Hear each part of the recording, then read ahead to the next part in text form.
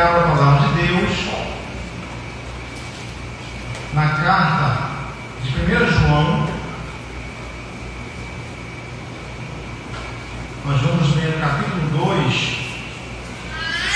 os versos 15 ao 17. Esse é um texto bem conhecido.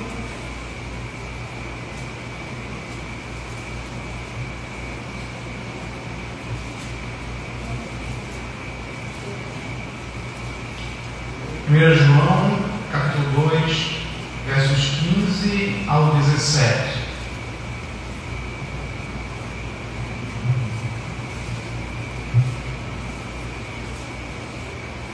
Todos encontraram, assim diz a palavra do Senhor. Não ameis o mundo, nem as coisas que há no mundo. Se alguém amar o mundo, o amor do Pai não está nele. Porque tudo que há no mundo, a concupiscência da carne, a concupiscência dos olhos e a soberba da vida, não procede do Pai, mas procede do mundo. Ora, o mundo passa, bem como a sua concupiscência. Aquele, porém, que faz a vontade de Deus, permanece eternamente. Vamos orar mais uma vez, irmãos. Senhor Santo Deus, te louvamos por tudo que o Senhor já nos permitiu de termos aqui essa noite, Senhor. O Senhor nos ter permitido de participar de orações, da leitura da Tua Palavra, de Te louvar, Senhor, por meio de cânticos, dos dízimos, das ofertas e, acima de tudo, Senhor, da comunhão do Teu Santo Povo. E Te pedimos nesse momento, Senhor, que alegre as nossas almas também, Senhor, com a pregação da Tua Palavra. Que o Senhor possa abrir as nossas mentes para que possamos pregar, para que possamos ouvir e entender a Tua Palavra e que possamos ser praticantes dela. É o que nós pedimos em nome de Jesus. Amém. Irmãos, em seu comentário sobre essas epístolas, 1ª, 2ª e 3ª João, o reverendo Hernandes Dias Lopes ele cita uma ilustração muito interessante, feita não por ele mesmo, mas por Warren Wiersbe. E ele diz que um grupo de crianças da primeira série foi conhecer um grande hospital. Depois de falar sobre os cuidados e higiene no hospital e percorrer os corredores, ao final do tour pelo hospital, a enfermeira aproximou-se daquelas crianças e perguntou se alguém tinha alguma pergunta a fazer. Uma criança levantou a mão e perguntou: por que as pessoas que trabalham aqui estão sempre lavando as mãos? A enfermeira sorriu e respondeu: as pessoas que trabalham no hospital estão sempre lavando as mãos por duas razões. A primeira razão é porque elas amam a saúde. E a segunda razão é porque elas odeiam os micróbios. Essa história, irmãos, ela ilustra como na vida cristã o amor de Deus e o ódio ao mundo devem caminhar juntos. Quando nós lemos, por exemplo, o Salmo 139, a partir do verso 17 ao 22, nós observamos o salmista, Davi, ele falar do seu prazer no conhecimento, na beleza do conhecimento de Deus, mas também nesse mesmo salmo, nesses versículos, ele demonstra a sua afeição oposta àqueles que são inimigos do Senhor, aqueles que não amam a lei, não amam a sua palavra. E o texto que nós lemos agora, ele trata exatamente sobre a oposição que há entre o amor de Deus e o amor ao mundo.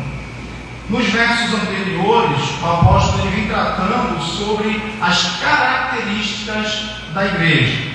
A igreja teve seus pecados perdoados por Deus, por meio de Jesus Cristo, e isso os transportou do reino das trevas para o reino de luz. Como diz o apóstolo Pedro, por exemplo, em sua epístola, no capítulo 2, verso 9, e aqui mesmo no capítulo 1, no verso 7, o próprio João, ele traz essa ideia. Ele diz assim: se porém andamos na luz, como ele está na luz, mantemos comunhão uns com os outros, e o sangue de Jesus, seu Filho, nos purifica de todo o pecado. A igreja então conhece a Deus e seus mandamentos e ela tem prazer na sua lei. Eu acho que eu já falei aqui na Igreja do Carmo, eu tenho falado isso por diversas vezes, que a ideia de conhecimento para o hebreu não é aquela ideia de ficar sabendo de algo ou conhecer alguém, apertar a mão, opa, todo muito prazer. Mas a ideia de conhecimento, de conhecer para o hebreu, é a ideia de comunhão. Você conhece alguém quando você tem comunhão com essa pessoa. Então a igreja, o sistema da igreja é que a igreja, por ter sido transportada do reino das trevas para o reino da luz, ela tem comunhão com Cristo, os crentes têm comunhão uns com os outros, ou seja, eles se conhecem, eles têm uma relação íntima, tanto com Cristo quanto entre os irmãos, e por isso também eles têm comunhão e amam a lei de Deus. Dos versos 12 ao 14, ele diz assim, ele diz que seus pecados foram perdoados, ele diz que eles conhecem aquele que é desde o princípio, eles venceram o maligno, eles conhecem a Deus e a sua palavra permanece continuamente neles e por isso eles são capazes de resistir ao maligno. Agora, nesse parágrafo, ele inicia com um imperativo. Ele diz: não ameis o mundo. E é com base nesse imperativo que eu convido a amada igreja a meditar sobre a seguinte proposição: 3 motivos pelos quais não devemos amar o mundo. Então, por que nós não devemos amar o mundo? O primeiro motivo, irmãos, pelo qual nós não devemos amar o mundo é porque amar o mundo implica em não ter o amor do Pai. Observem o verso 15. Ele inicia com o imperativo: não ameis o mundo, nem as coisas que há no mundo. Aí ele diz: se alguém amar o mundo, o amor do Pai não está nele. A palavra mundo aqui, diferente do texto de João 3,16, que normalmente também é mal interpretada, ela não diz respeito à ordem da criação ou àquilo que foi criado. No Evangelho de João, a palavra mundo está muito mais relacionada com a criação de modo geral e as pessoas de todos os lugares, tribos, línguas e nações. Nós temos que lembrar que quando nós observamos os evangelhos, há sempre uma tônica nos evangelhos de uma elucidação quanto agora à posição, mesmo quando é direcionada aos judeus, quanto à posição dos gentios na comunidade da igreja. Então, no Evangelho de João, ele também faz a mesma coisa.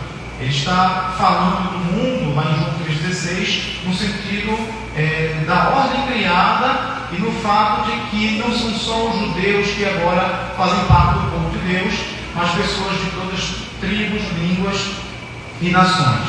Aqui, no entanto, o mundo está relacionado com o sistema mundano.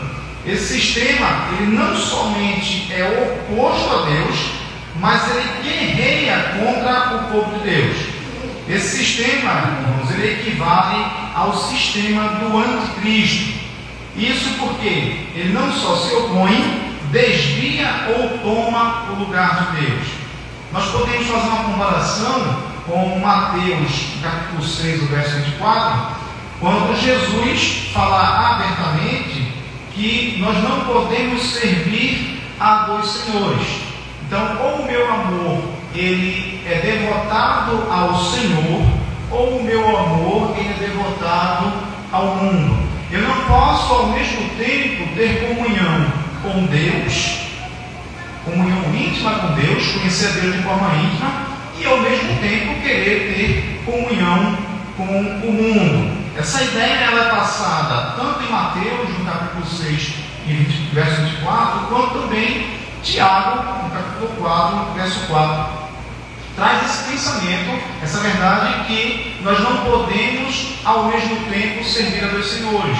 Ou nós servimos a Deus, ou nós servimos ao mundo. Catecismo Maior de Westminster, na pergunta 105, tratando do primeiro mandamento, ele afirma que amar o mundo, ou seja, o sistema mundano, é um ato de idolatria e, portanto, quebra a lei de Deus, como está prescrita lá em Êxodo 20, verso 3. Essa afirmação, irmãos, do Catecismo Maior está em total harmonia contextual com esse texto que nós lemos aqui. E por quê? Em primeiro lugar, porque a palavra amor, quando é direcionada ao mundo, ela traz a ideia, ou ela está no presente. Não é simplesmente alguém que por algum motivo é seduzido por algo que tem no mundo, mas é alguém que continuamente tem entregado a sua vida aos prazeres mundanos. Ou seja, o que João está dizendo é: não entreguem a sua vida ao mundo, porque aquele que vive em harmonia com o sistema mundano, ele não tem comunhão com Deus, o amor de Deus não está nele. Então, o primeiro ponto é que essa pessoa que João está falando aqui, ele tem uma vida desregrada e orientada por aquilo que o mundo ensina. Por outro lado, quando o texto fala sobre aqueles que não têm o amor de Deus pelo fato de amar o mundo, o texto ele nos traz essa palavra, o verbo estar, no presente do indicativo.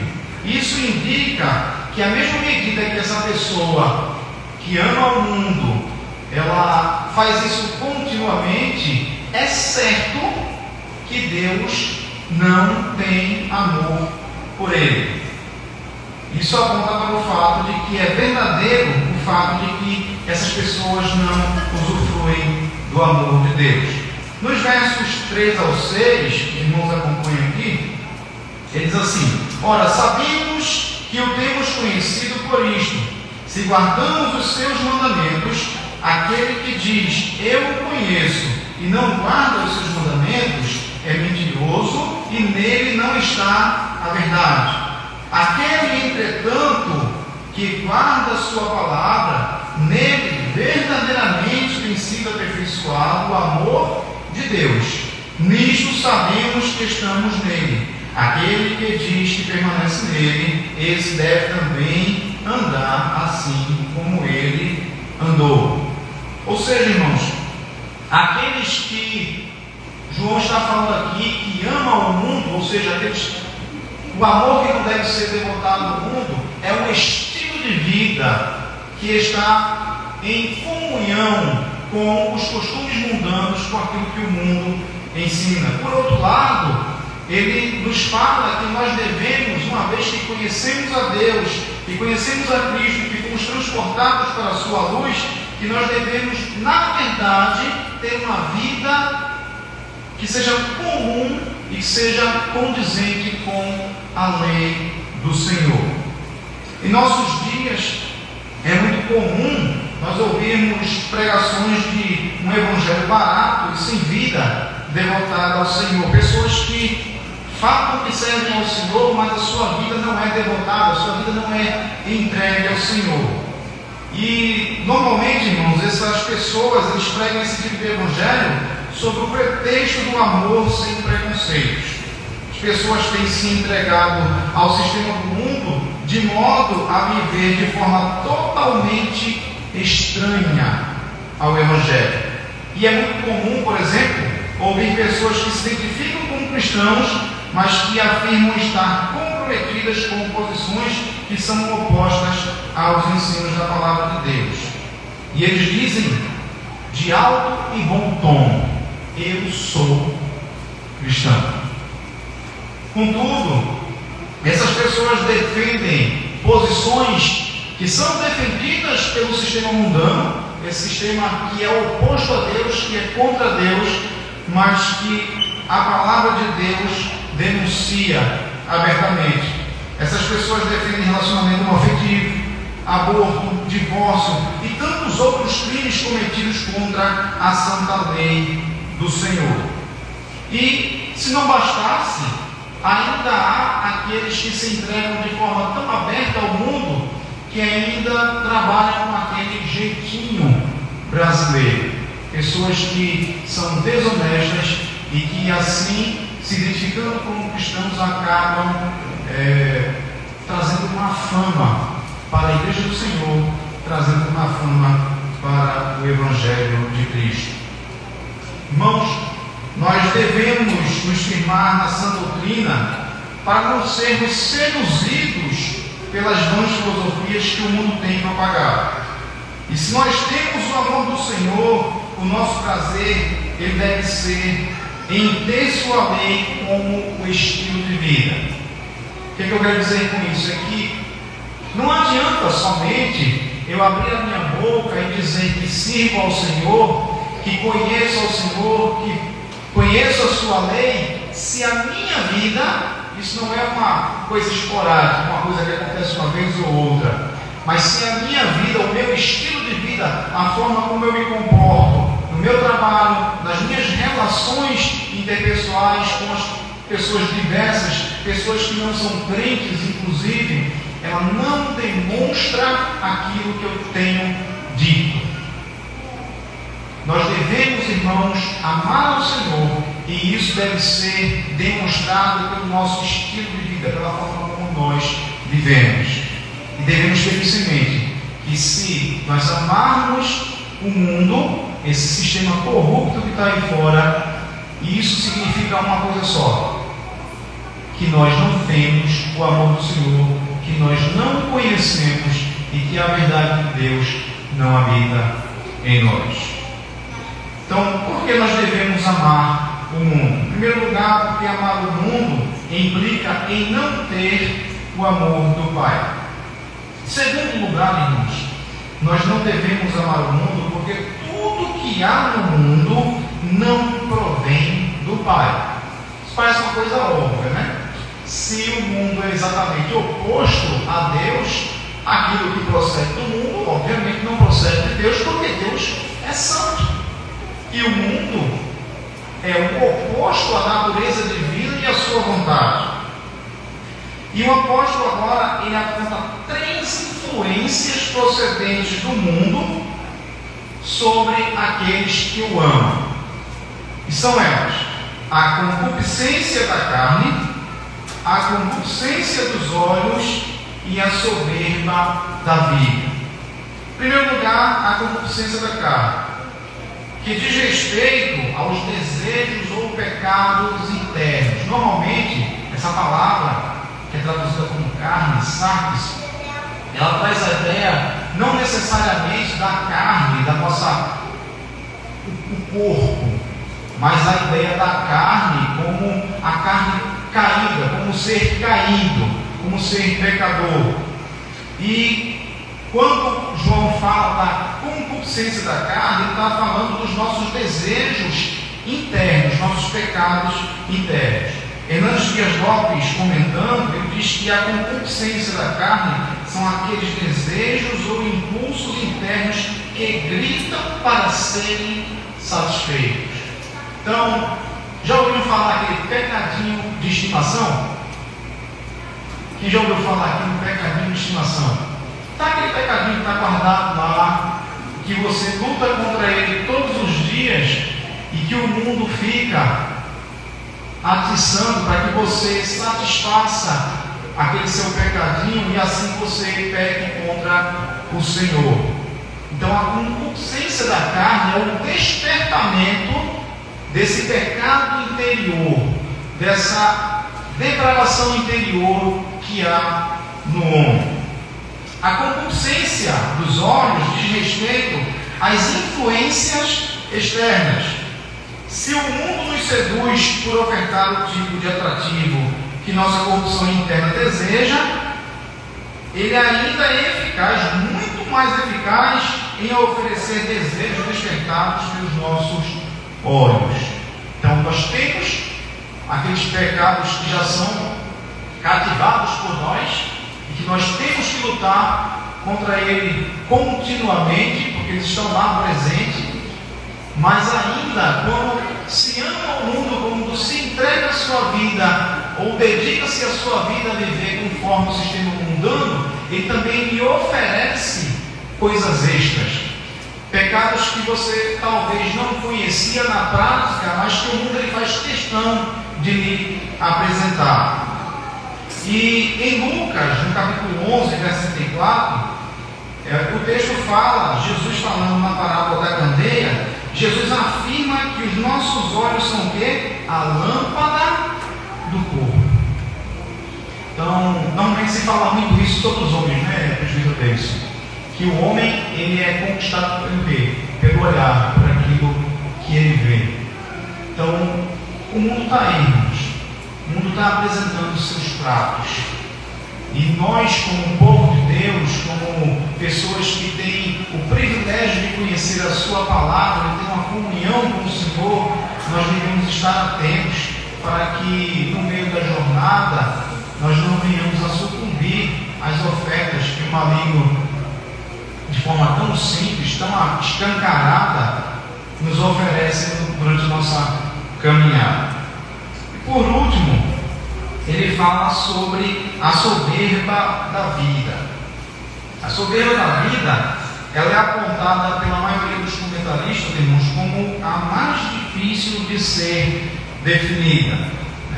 Mas há um consenso que se refere à atração pela fama e o poder. A palavra aqui traduzida por soberba, ela pode também ser traduzida como orgulho.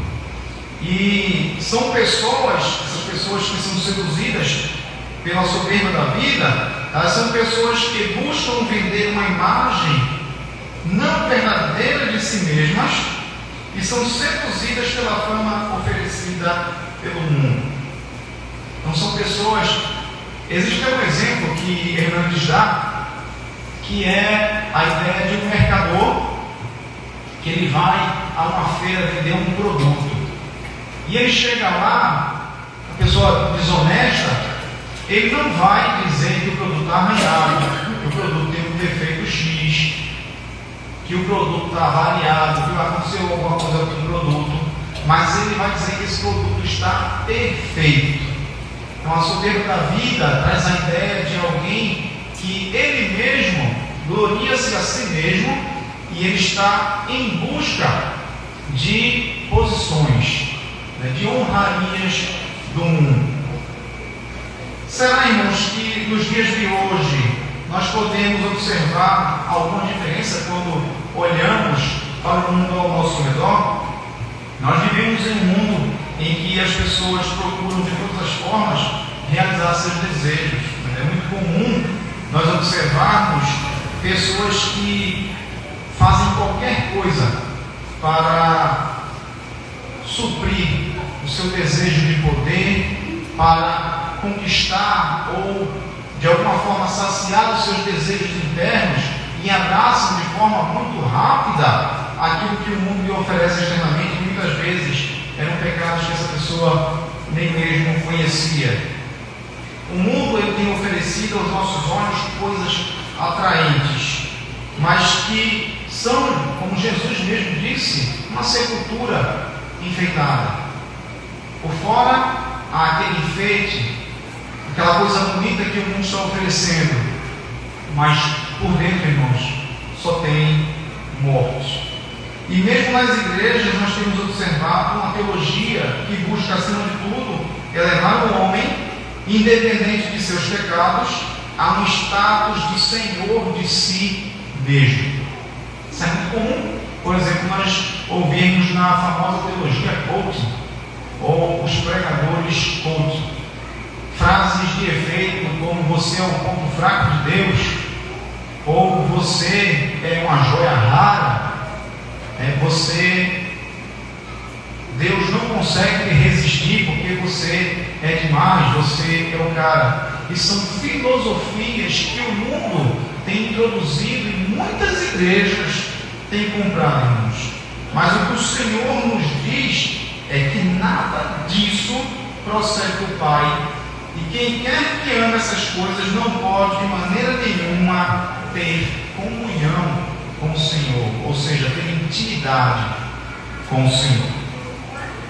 Por que não devemos amar o mundo? Em primeiro lugar, porque amar o mundo implica em não ter o amor do Pai. Em segundo lugar, porque tudo que há no mundo não provém do Pai. E em terceiro lugar, porque o mundo é transitório. Enquanto o mundo e aqueles que devotam seu amor ao mundo irão passar, nós podemos exemplificar aqui com a glória do mundo, os seus desejos e apetites infames, o seu governo de trevas, e todos aqueles que fazem a vontade de Deus, assim como Cristo, não passarão, mas viverão eternamente. Então, se o mundo é transitório, mas aquilo que Deus promete ao seu povo não é transitório, é eterno. Lá em Marcos 3,35 está escrito assim: portanto, qualquer que fizer a vontade de Deus, esse é meu irmão, irmã e mãe. Ou seja, irmãos, todos aqueles que fazem a vontade de Deus irão, assim como Cristo, desfrutar do amor e comunhão de Deus por toda a eternidade. Eu tenho certeza que se eu perguntar aos irmãos o que os irmãos creem que ocorrerá com essa terra quando Jesus Cristo voltar, eu tenho certeza que os irmãos vão dizer que o choro vai se acabar, que o sofrimento vai se acabar, que todos os defeitos que esse mundo tem, o pecado, tudo isso vai findar. Por quê? Nada disso vai adentrar a eternidade. Não é verdade? Por outro lado, aqueles que fazem a vontade do Senhor, aqueles que não só uma vez ou outra dizem que são cristãos, que vivem o Evangelho, mas vivem uma vida exatamente oposta àquilo que dizem, que pregam, mas esses que vivem de forma contínua na presença do Senhor, em comunhão com Ele, usufruindo do seu amor paterno, esses estarão com o Senhor por toda a eternidade. Esse discurso, irmãos, de João, ele parece não fazer nenhum sentido, no entanto, para aqueles que fazem parte da sociedade que nós vivemos hoje. E muito pelo contrário. O que se tem divulgado tanto no mundo como em algumas igrejas, como nós vimos no ponto anterior, é que você deve necessariamente viver o melhor desse mundo, independente dos meios que possam ser utilizados. Essas pessoas dão mais valor às bênçãos de Deus do que a Deus. Então, para eles, as bênçãos do Senhor tornam-se um fim em si mesmo. E eles querem usufruir, sim. Muitos até se afiliam a alguma igreja. João vai falar isso mais à frente, que nunca foram, na verdade, dos nossos, e saíram porque isso ficou evidente com a saída deles, de que eles de fato não eram dos nossos. Mas por algum tempo passaram tempo no meio da igreja, no meio do povo do Senhor. Por quê? Porque de alguma forma a graça manifestada do seu povo era também estendida àqueles que estavam próximos, né? A gente tem um exemplo muito claro disso, quando Deus envia José ao Egito, e por amor a José, a graça dispensada a José, ela também é experimentada por aquelas pessoas de outras nações, inclusive até o faraó. E aí eu queria, irmãos, contar para os irmãos uma experiência minha na época da minha adolescência. Eu fazia parte de uma seita, a IPB bateu o martelo, de fato, e classificou como uma seita chamada CCB. Se tiver alguém aqui visitando depois da CCB, pelo amor de Deus, eu não quero ofender, mas é o que teologicamente lá se apresenta. Mas eu fui criado na minha adolescência nessa seita. E uma coisa que eles creem é que o batismo tem poder salvífico.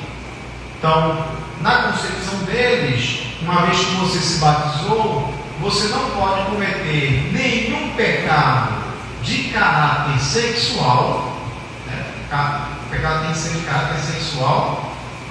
Eles ignoram a ideia de que o único pecado que não tem perdão é a blasfêmia contra o Espírito Santo. Eles nem entendem, na verdade, o que significa blasfêmia contra o Espírito Santo. Mas, uma vez que você foi batizado e você, por algum motivo, caiu no pecado sexual, você agora, na concepção deles, não tem direito mais a perdão divino. Ou seja, você está condenado ao inferno. E essa ideia de que você deve usufruir do momentâneo enquanto tem tempo.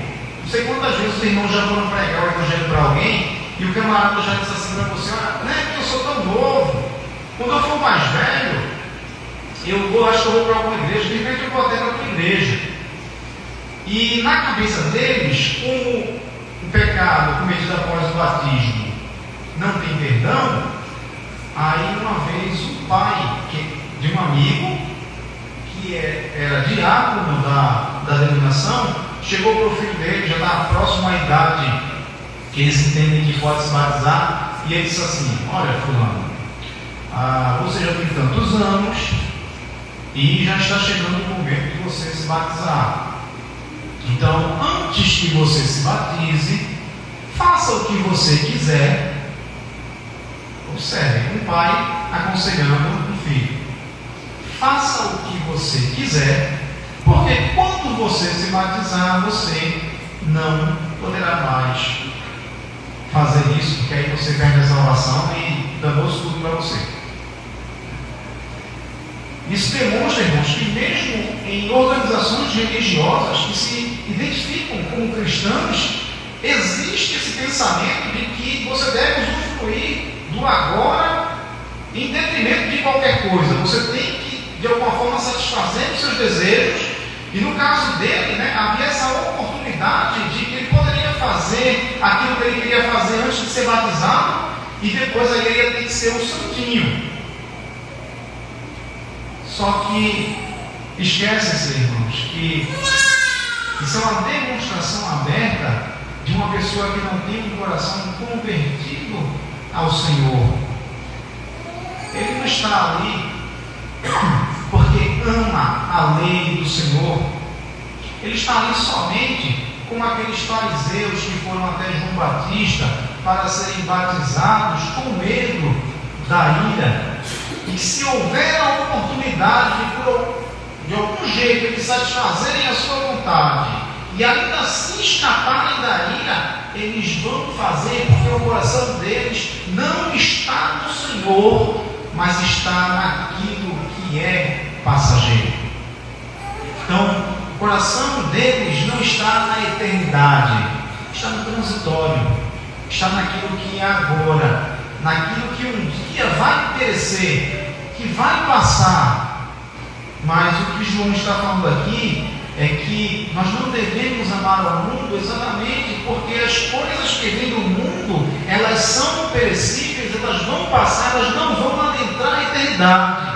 Mas aqueles que amam a lei do Senhor, não somente as suas alegrias do presente serão até superadas pelas suas alegrias futuras na presença do Senhor, mas este estará eternamente na companhia, na comunhão do seu Senhor. E é por isso, irmãos, que nós olhamos para Cristo. É por isso que nós temos e ansiamos pela comunhão com o nosso Senhor. É por isso que nós amamos ao Senhor e muitas vezes somos reconhecidos como antiquados, pessoas tolas, que dão ouvidos a um livro de 3.500 anos, a uma história que para muitos é a história da carochinha. Mas o Senhor, Ele nos convida a essa comunhão. Nenhum momento de prazer que nós tenhamos aqui pode ser comparado àquilo que vamos vivenciar na eternidade com o nosso Senhor. Até mesmo os momentos mais felizes e justos que vivemos aqui não só passarão para a eternidade, mas não se compararão com a bem-aventurada presença eterna de Deus. Já é bem-aventurado estar na presença de Deus. Como nós somos aqui? Nós nos alegramos, nós cantamos hinos, nós oramos, sabemos que o Senhor ouve a nossa oração, sabemos que nos alegramos quando o Espírito Santo nos alegra por estarmos entoando louvores ao Senhor, nos alegramos na leitura da palavra de Deus, nos alegramos quando, muitas vezes até puxando a nossa orelha, o Senhor fala conosco por meio da sua palavra, seja a sua palavra lida, enquanto o Senhor nos alimenta na nossa leitura devocional, ou seja, por meio da pregação na casa do Senhor.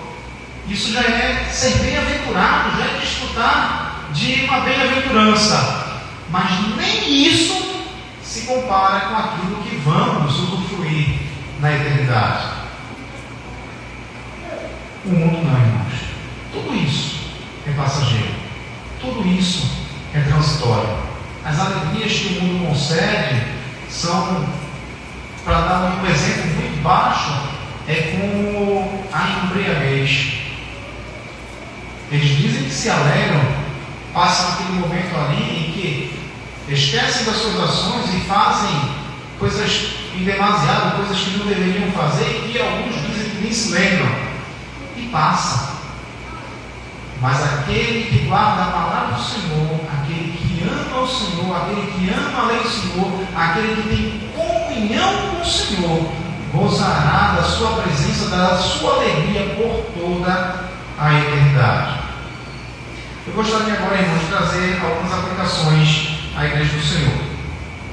Em primeiro lugar, nós devemos ser gratos ao Senhor por nos libertar do pecado e do juízo eterno, mas sabendo que ainda vivemos num mundo de pecado. Somos gratos ao Senhor porque o Senhor nos libertou, porque Ele nos tirou do mundo, porque Ele nos tirou da escravidão do pecado, mas ainda habitamos um mundo de pecado. Devemos, irmãos, guardar o nosso coração e os nossos olhos para resistirmos às tentações que o mundo nos oferece. Como é que nós podemos fazer isso? Nós só podemos fazer isso, irmão, quando nós somos cativos à palavra de Deus, como nós somos obedientes à palavra de Deus. Observem o verso 17. Ora, o mundo passa, bem como a sua concupiscência. Aquele, porém, que faz a vontade de Deus permanece eternamente. Perceberam? Então nós devemos ter a nossa mente cativa à palavra de Deus. Nós devemos crer que já conhecemos a Deus e que sua palavra está em nós, e por isso devemos também andar em sua palavra. Assim como eu, irmãos, eu acredito que muitos irmãos também estão sujeitos a relações com pessoas que não conhecem a Deus e nem têm compromisso com os valores do reino. Assim como eu sei que muitas vezes vocês são ridicularizados por ser quem é, ou por sermos quem somos e viver como vivemos. Frases do tipo: esse negócio de ser crente é coisa de quê? Tá velho. Ou gente burra e ignorante. Só demonstra o quanto o mundo se opõe ao nosso porte cristão genuíno. Normalmente, quem ouve esse tipo de coisa é porque de fato tem um porte cristão genuíno. Isso é coisa de velho, tu é tolo, tu é burro, que nada, isso é besteira, é coisa de crente. Mas, assim como eu, não se sinta desanimado, pois a eternidade nos é prometida por Deus. Então, irmãos, podem falar. Ignorante, podem falar. Velho, eu já estou ficando velho mesmo. E eu concluo, irmãos, esse sermão contando com minhas palavras, porque eu não memorizei cada detalhe da história, mas eu achei muito interessante. É uma história que eu ouvi recentemente. disse que certo dia um dos generais de Alexandre foi até a sua presença levando consigo um rapaz. Esse rapaz estava ali por um motivo. Ele estava sendo acusado de deserção. Ele fazia parte do exército e por algum motivo se evadiu na batalha. Eles haviam vencido a batalha, mas esse rapaz teve medo e desertou. Então Alexandre, após olhar para aquele rapaz, ficou comovido e até inclinou-se a perdoar-lhe a acusação.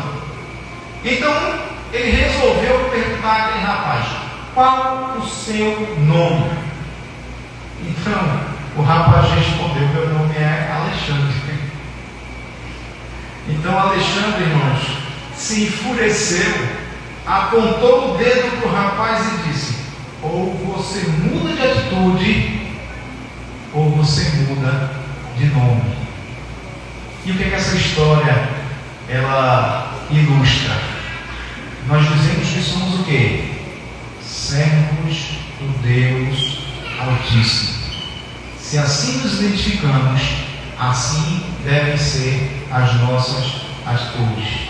Se a sua atitude hoje não é a atitude de alguém que serve ao Senhor, mude de atitude. Você não precisa mudar, não. Mude de atitude e sirva ao Senhor com alegria. Não ame o mundo, ame ao Senhor. Amém? Que o Senhor nos abençoe.